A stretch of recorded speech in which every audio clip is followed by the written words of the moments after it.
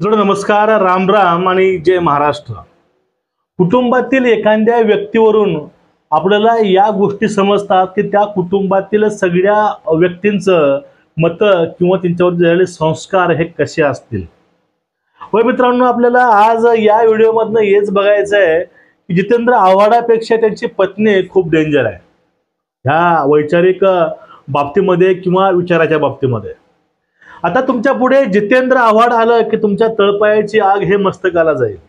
कारण काय, एक स्वयंघोषित विचारवंत, एक स्वयंघोषित ज्ञानी माणूस, ज्यानं आत्मज्ञान साध्य केलंय, ज्याला स्वतःचा आत्मसाक्षात्कार झाला आणि ते व्यक्ती इथपर्यंत बाता मारायला लागतं की आम्हीही भगवद्गीता वाचली आहे, यदा यदा ही धर्मस्य। त्याला हा श्लोक पूर्णपणे म्हणता येत नाही, एक श्लोक अर्धा तोडका मोडका आला म्हणजेच पूर्ण भगवद्गीता आम्हाला कंठस्थ आहे दाखवणारा केविलवाना प्रयत्न ह्या स्वयंघोषित विचारवंत, स्वयंघोषित एक नेता जितेंद्र आव्हाडांनी केलं होतं पाठीमागं। आता जितेंद्र आव्हाड म्हणलं की हिंदूंच्या विरोधामधले बयान, खास करून जे काही हिंदुत्ववादी लोक आहेत त्यांच्या विचारा विरोधामधील वक्तव्य यामध्ये आव्हाड हे अग्रेसर आहेत। म्हणजे कुठल्याही भूमिका हिंदुत्वाशी निगडीत असतील त्यावेळेस या लोकांना त्याची ॲलर्जी होते। काही लोकांना हे धुळीची ॲलर्जी असते, काही लोकांना गोडाची ॲलर्जी असते, काही लोकांना स्प्रेची ॲलर्जी असते, तर या लोकांना हिंदुइझमची ॲलर्जी आहे। आता 2-3 दिवसापूर्वीचं यांचं बयान सोशल मीडियावरती तसेच न्यूज चॅनलवरती हे ट्रेंडिंगला आहे आणि व्हायरलही आहे। कारण मालेगाव बॉम्बस्फोटामधील जे काही त्यांच्या वेळेस त्यांनी आरोपी म्हणून अटक ज्यांना केलं होतं त्यांना टॉर्चर केलं होतं की अमुक अमुक लोकांची नावं घ्या, तुम्ही हे सगळं स्वीकारा, त्यांना टॉर्चर केलं। ते लोक आता बाहेर आलेत आणि ते खडा खडा खडा खडा नावं सांगत आहेत की हे सगळं प्रकरण घडलं कसं, तपास झाला कसा, टॉर्चर केलं कसं, नावं कुणाकुणाचे घ्यायला सांगितले होते, हा सगळा प्रकार त्यातून बाहेर आला। आणि एक भगवा आतंकवाद आहे, हिंदू लोकच आतंकवादी आहेत, हिंदुत्व हेच आतंकवाद आहे, हे दाखवायचा यांचा जो डाव होता तो डाव पूर्णपणे फसला। आता जी यांची रियालिटी आहे, यांची आकाची काही जे काही रियालिटी आहे त्या रियालिटी हे लोकांसमोर एक्सपोज होत आहे। मग त्यावेळेसच दोघांनी असा बॉम्ब टाकला, म्हणजे पृथ्वीराज चव्हाण आणि आव्हाड की हे सनातनीच आतंकवादी आहेत, हे सनातनच आतंकवाद आहे। दहशतवाद आणि सनातनी याचा एकमेकाशी संबंध जोडून या लोकांनी, अर्थातच बघा हिंदुत्वच म्हणजे सनातनी आहे, सनातन हिंदुत्व ह्या दोन्ही एकमेकाच्या बाजू आहेत। हिंदुत्वाशिवाय सनातन समाजाशिवाय हिंदुत्व नाही। मग ह्यांना डायरेक्ट हे हिंदूला आतंकवादी म्हणू शकत नाहीत, कारण हिंदुत्व म्हणलं की लोकांना सगळं अंगावरती घेतील आणि परत एक नवीन वातावरण तयार होईल, म्हणून हे भगवा आतंकवाद, हिंदू आतंकवादी हे बोलू शकत नाहीत। म्हणून यांनी सनातनी आतंकवादी, सनातन दहशतवाद त्यांनी ह्या गोष्टी पुढे आणल्या। म्हणजे यांच्या मनामध्ये हिंदू विषयी नेमकं काय आहे हे परत तुम्हाला वेगळं सांगायची गरज नाही।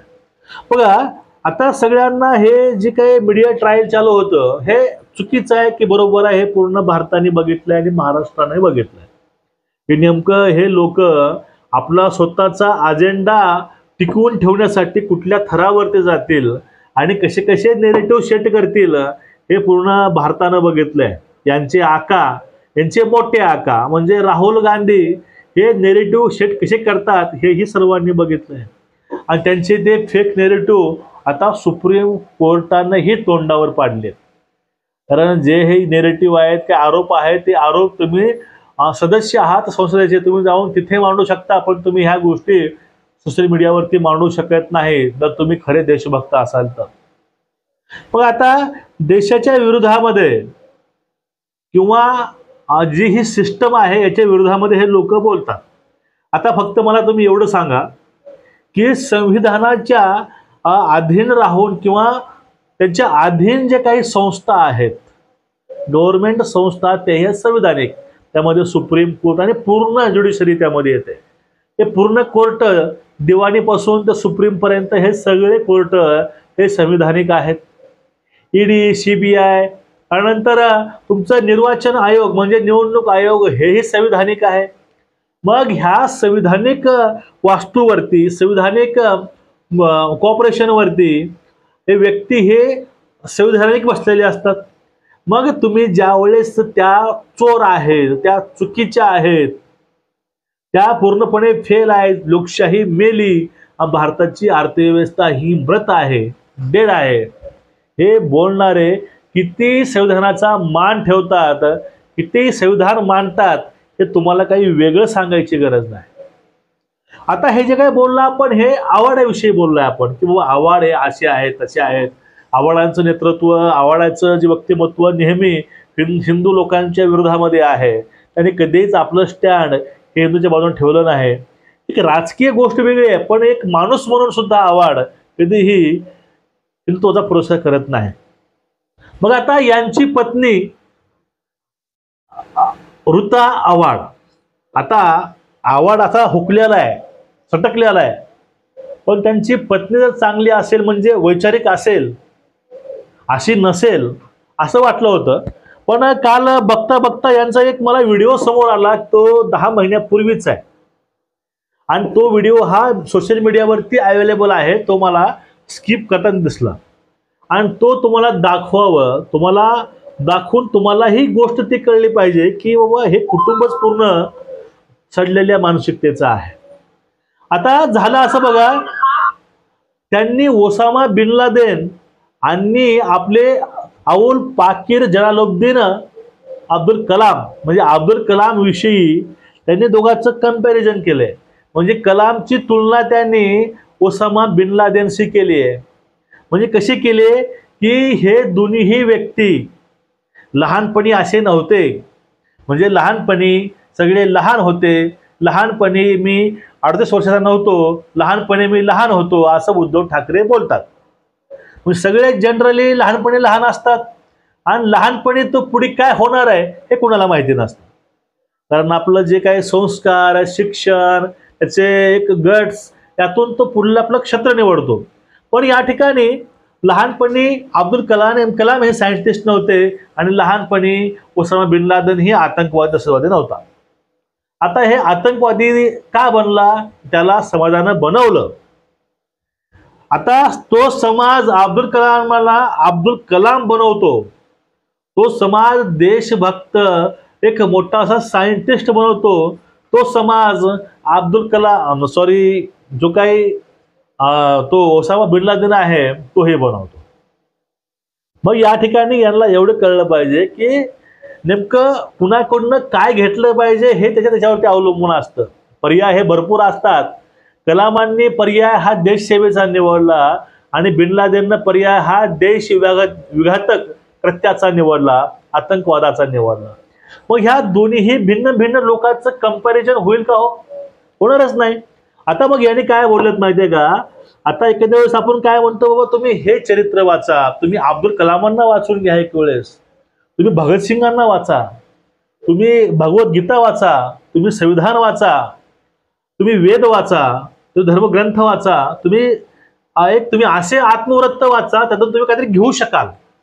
पण ह्या मॅडम म्हणतात काय, ह्या मॅडम म्हणतात तुम्ही ओसामा बिन लादेनचं तुम्ही आत्मचरित्र वाचा, बायोग्राफी वाचा. का वाचा?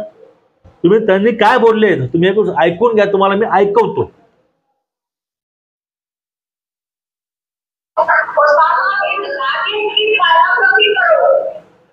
जिस तरह से एपी में उसके किसी तरीके से लेकिन क्यों बना पहला इसी को नहीं बना, समाज ने बताया वो चिड़ के बना है. लेकिन आखिर में क्या हुआ, ते बरेच महिने न्यूयॉर्कला बघितलं होतं बेस्ट सेलर. तुम्ही त्याची बायोग्राफी वाचा. का वाचा? तुम्हाला कळेल तो ओसामा बिन लादेन तसा का बनला, त्याला समाजानं बनवलं. मग त्याची बायोग्राफी वाचून लोकांना किंवा या पिढींना तुम्हाला आतंकवादी बनवायचंय का?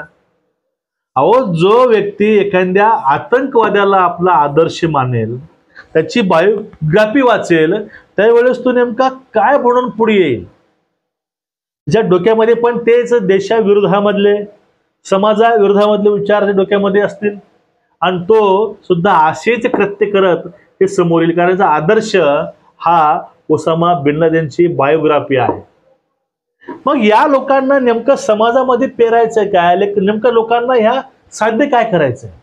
यावेळेस त्यांनी हे नाही बोललं की तुम्ही बायोग्राफी हे अब्दुल कलामांची वाचा.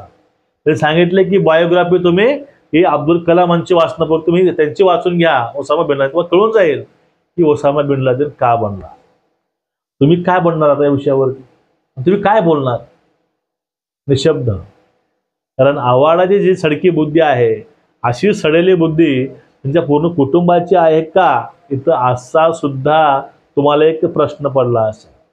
या ठिकाणी जर यांनी हे सांगितलं असतं, तुम्ही महाभारत आठवा, धर्माचा नेहमी विजय होतो, अधर्माला कितीही मोठं संख्याबळ असलं, कितीही मोठे शूरवीर असले, त्यावेळेस त्याचा पराजय हा निश्चित आहे. कारण लढाई ही धर्माचीच असते, धर्मासाठीच असते आणि धर्माचाच विजय होतो.